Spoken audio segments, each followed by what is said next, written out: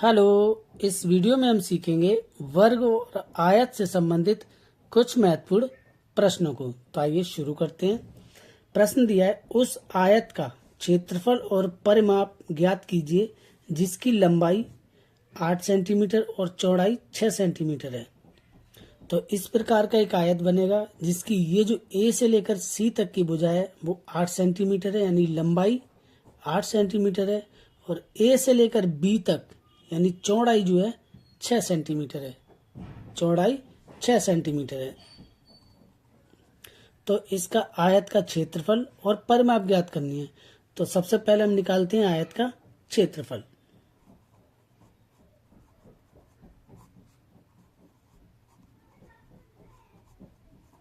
आयत का क्षेत्रफल होता है लंबाई गुणा चौड़ाई। लंबाई दिया 8 सेंटीमीटर और चौड़ाई दिया 6 सेंटीमीटर, बराबर हो जाए 8 छिंग 48 48 वर्ग सेंटीमीटर। ये तो हो गया इसका आयत का क्षेत्रफल। अब निकालते हैं आयत की परिमाप।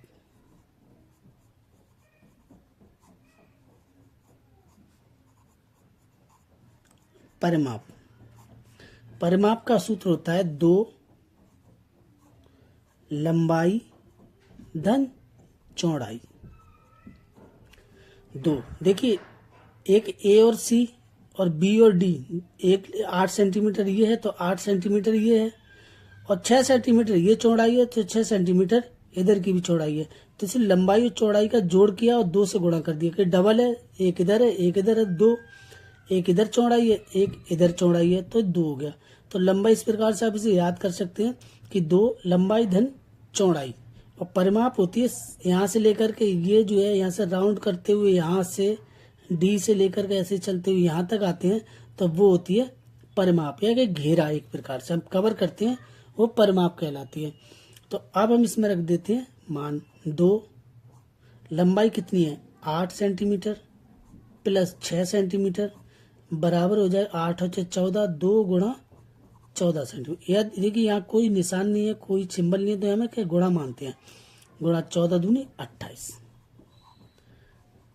सेंटीमीटर, 28 सेंटीमीटर की।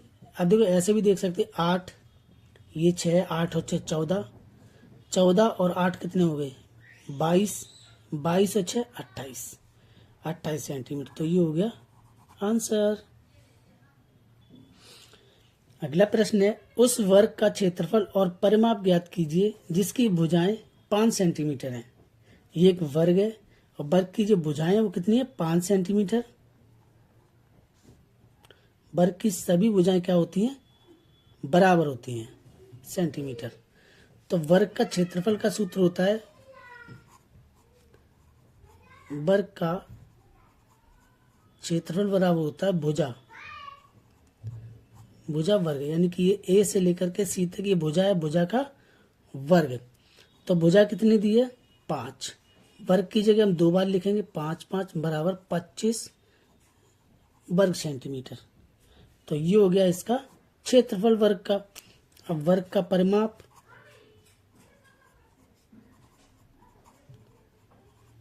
परिमाप हो जाएगा 4 भुजाओं का योग, यानी कि 4 गुणा भुजा। 4 भुजा कितनी है 5, तो हो जाएगा 5 चौक 20 सेंटीमीटर। ये आ गई परिमाप। क्षेत्रफल आया 25 वर्ग सेंटीमीटर, परिमाप आई 20 सेंटीमीटर।